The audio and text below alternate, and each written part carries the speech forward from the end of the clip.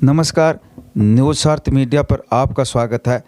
आज हम आपको मिट्टी से बने एक असाधारण कलश की बात बताएंगे, जिसकी कहानी अनादिकाल से चली आ रही है। कलश यात्रा का महत्व केवल एक धार्मिक अनुष्ठान ही नहीं, विज्ञान की दृष्टि से भी बड़ा महत्व बताते हैं। कलश को अब घरों तक और मंदिरों तक ही सीमित नहीं रखा जाता, मगर देश के प्रधानमंत्री ने इसे सरकारी दफ्तरों और कागजों में भी रिकॉर्ड बना दिया। हिंदू धर्म में शास्त्रों के अनुसार कलश को सुख, समृद्धि, वैभव और मंगल कामनाओं का प्रतीक माना जाता है। घर या मंदिर में होने वाले अनुष्ठान, एक पूजा पाठ में भी सबसे पहले कलश की स्थापना की जाती है। कलश में जल इस बात का प्रतीक है कि हमारा मन भी जल की तरह हमेशा सोच, निर्मल और शांत रहे।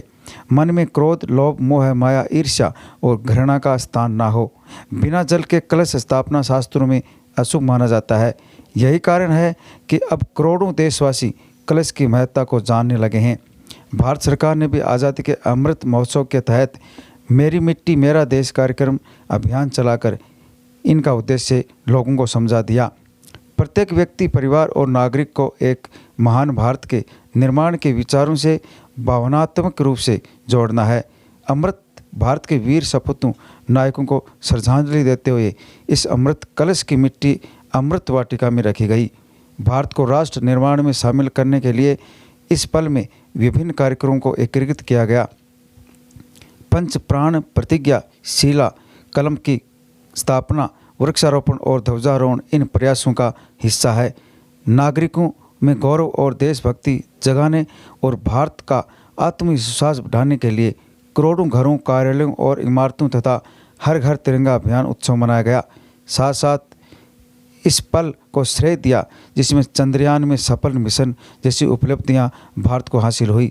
निष्कर्ष ये निकला कि मेरी माटी मेरा देश सिर्फ एक कार्यक्रम नहीं है, बल्कि युवाओं को भारत के भविष्य से जोड़ने और इसकी महानता में योगदान देने का साधन है।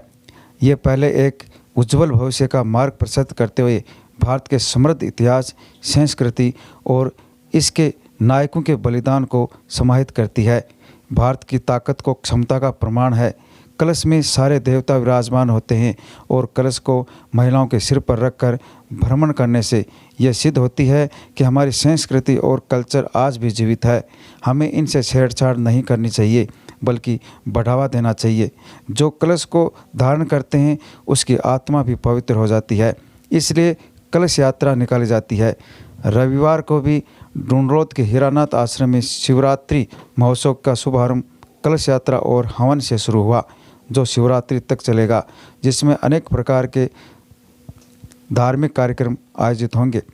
कलश यात्रा खाटू धाम मंदिर से शुरू हुई, जो गांव के विभिन्न मार्गों से होती हुई आश्रम तक निकाली गई, जिसमें उज्जैन के संत रामनाथ महाराज, मुकुंदगढ़ के संत चैतन्यनाथ महाराज, आश्रम के योगी जीतनाथ महाराज, भाजपा नेता वीरपाल सिंह सहित सैकड़ों ग्रामीण और हजारों महिलाओं ने भाग लिया।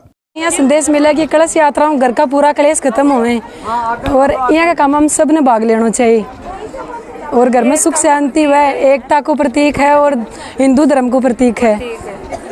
उसमें अपना तो झलक रहा संस्कृति होती है, वे अपनी वेशभूषा तो पहननी चाहिए सबको।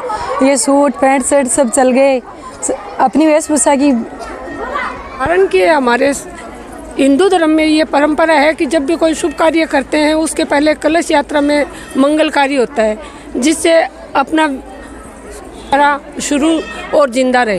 ये एकता का प्रतीक है। एकता का प्रतीक है की परंपरा है पहले तो कि हम यहाँ में हमेशा ये कलश यात्रा निकालते हैं, और दूसरी बात है कि कलश यात्रा में डूंडरोद वालों का सहयोग सबसे अच्छा है। और बाहर से भी बहुत सारे, जैसे हम जाके कह के आती हैं और उनको ले के आती हैं औरतों को, और महिलाएं, इतनी महिलाएं सज धज के आई हैं, वो आप सबने देखा है कि हमारी कलश यात्रा का कितना अच्छा महत्व है यहाँ पर। और एक जो आश्रम बना हुआ है इसकी तो महिमा ही वैसे सबसे अलग है, क्योंकि जब से ये आश्रम छोटा सा था तब से इसकी चलती आ रही है। आज तो ये दिनों दिन आगे से आगे बढ़ता जा रहा है। साल में इसमें ये प्रोग्राम तो होता है जो होता है, बाकी भी कई प्रोग्राम किए जाता है। और यही कलश यात्रा से समाज को ये है, क्योंकि ये जो कलश यात्रा जो महिलाएं लेके आती है तो इनको ये संदेश देती हूँ कि एक तो ये जो अपना जो आभूषण, ये जो वेशभूषा पहन के आती है, पोशाकें पहन के आए ना, यही पोशाकें पहन के आए तो ये कलश यात्रा बहुत अच्छी लगती है। और जिसमें ये जीन्स और ये बच्चियां पहन के आ जाती हैं तो इनकी माइयों को ये कहना चाहिए कि इनको सलवार कुर्ते या कोई भी दूसरी चीज़ पहना के भेजे ना, जीन्स वगैरह पहन के। और जो बच्चियां आती हैं ना, इससे कलश यात्रा पे तो फ़र्क पड़ता है, जो पड़ता है देश पे सबसे ज़्यादा फ़र्क पड़ता है। और बच्चियां भी हैं ना, आज दिनों दिन आगे से आगे कुछ ना कुछ ऐसे काम कर लेती है कि जिनसे बहुत ज़्यादा शर्मनाक चीज़ हो जाती है। कलश यात्रा, अगर अपन ने कलश लिया है भगवान का सर पे, तो फिर अपना पहनावा भी वैसा ही होना चाहिए कि जैसा अपना आज भगवान।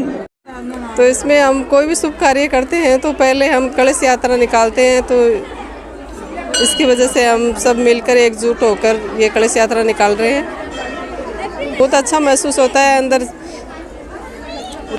आपको न्यूज़ कैसी लगी कमेंट बॉक्स में लिखकर ज़रूर बताएं। साथ ही चैनल को सब्सक्राइब और लाइक करना ना भूलें।